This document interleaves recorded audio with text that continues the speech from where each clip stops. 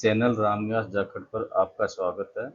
आज हम class 12th agriculture chemistry के चैप्टर 4 के इस वीडियो में धनायन विनिमय क्षमता अर्थात कैटायन एक्सचेंज कैपेसिटी के बारे में अध्ययन करेंगे।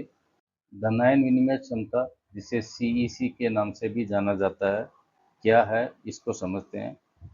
मृदा की धनायन विनिमय क्षमता मृदा संकीर्ण की वह क्षमता है जो मृदा संकीर्ण पर अधिशोषित धनायनों की मात्रा दर्शाती है। धनायन विनिमय क्षमता क्या है? धनायन विनिमय क्षमता मृदा की सतह पर अधिशोषित धनायनों की मात्रा है। इसकी परिभाषा देखें तो वो इस प्रकार है: 1 किलोग्राम शुष्क मृदा द्वारा अधिशोषित हाइड्रोजन आयन या इसके समतुल्य अन्य धनायन की अधिशोषित मात्रा को उस मृदा की धनायन विनिमय क्षमता कहते हैं।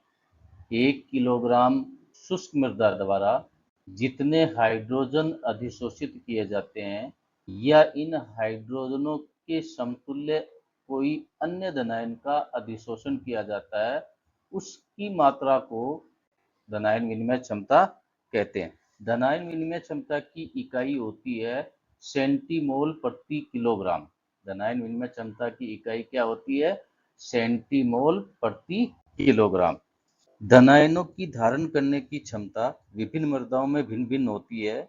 यदि किसी मृदा की धनायन विनिमय क्षमता का मान 10 सेंटीमोल प्रति किलोग्राम है तो उस मृदा के 1 किलोग्राम में 10 सेंटीमोल हाइड्रोजन आयन अधिशोषित करने की क्षमता होती है।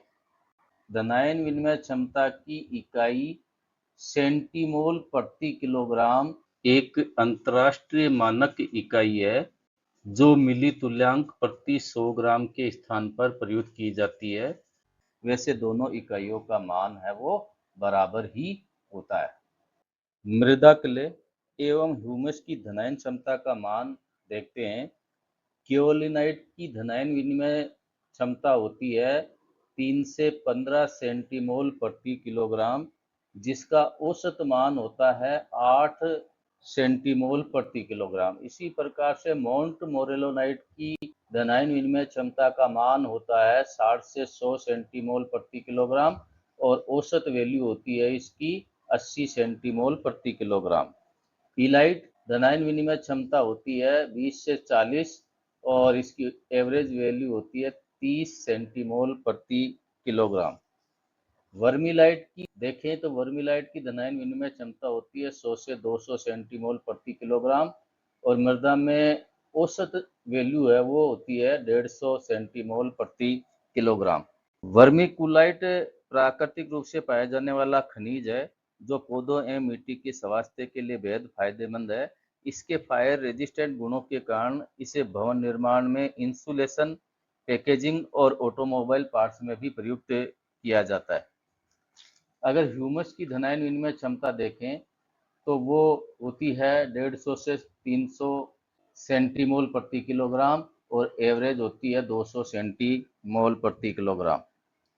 एलोफेन की धनायन विनिमय क्षमता होती है 50 से 200 सेंटीमोल प्रति किलोग्राम और औसत होती है 100 सेंटीमोल प्रति किलोग्राम। इसी प्रकार से ऑक्साइड एवं हाइड्रोक्साइड की धनायन विनिमय क्षमता का मान होता है 3 से 10 सेंटीमोल प्रति किलोग्राम और एवरेज होता है 4 सेंटीमोल प्रति किलोग्राम।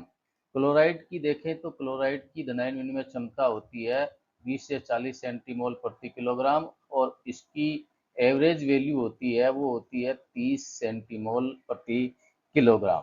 ह्यूमस की सबसे ज्यादा धनायन विनिमय क्षमता होती है जो होती है 150 से 300 सेंटीमोल प्रति किलोग्राम।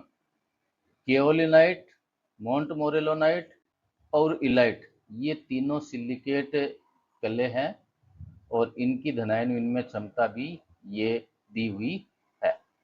एलोफेन एक अक्रिस्टलीय एल्यूमिनियम सिलिकेट खनिज है और इसकी धनायन विनिमय क्षमता का मान होता है 50 से 200 सेंटीमोल प्रति किलोग्राम। मृदा की धनायन विनिमय क्षमता को प्रभावित करने वाले कारक कौन कौन से हैं? कारकों की कड़ी के अंदर पहला कारक है मृदा के कण। यदि मृदा के कणों का आकार महीन है तो उस मृदा की धनायन विनिमय क्षमता का मान अधिक होगा। मृदा के कणों का आकार मोटा है तो उसकी धनायन विनिमय क्षमता का मान है वो कम होगा। जैसे बलुई दोमट मिट्टी की सीईसी का मान होता है 5 से 10 सेंटीमोल प्रति किलोग्राम। इसी प्रकार से मटियार दोमट मृदा की सीईसी का मान होता है 15 से 20 सेंटीमोल प्रति किलोग्राम। जो मटियार दोमट मृदा है इसके कण है वो महीन होते हैं, इसलिए इसकी धनायन विनिमय क्षमता का मान बलुई दोमट मृदा से अधिक होता है।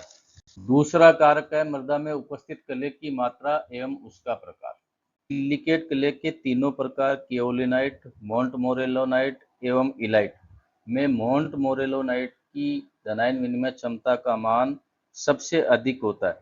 जिन मृदाओं में मोंट मोरेलोनाइट पाया जाता है उन मृदाओं की धनायन विनिमय क्षमता उस मृदा से अधिक होगी जिसमें इलाइट या केओलिनाइट पाया जाता है। तीसरा कारक है मृदा में कार्बनिक मृदा कोलाइड की उपस्थिति। ह्यूमस प्रमुख कार्बनिक मृदा कोलाइड है जिसकी धनायन विनिमय क्षमता का मान अकार्बनिक मृदा कोलाइडों से अधिक होता है।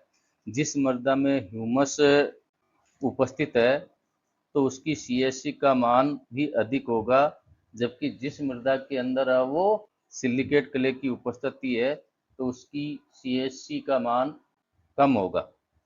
चौथा कारक है मृदा की पीएच। मृदा की पीएच का मान भी उसकी धनायन विनिमय क्षमता को प्रभावित करती है। मृदा पीएच बढ़ने पर आयनित आयनों की संख्या में वृद्धि होती है जिससे धनायन विनिमय क्षमता का मान भी बढ़ता है। क्षारीय मृदाओं की धनायन विनिमय क्षमता का मान अम्लीय मृदाओं से अधिक होता है। आज के वीडियो में इतना ही। धन्यवाद।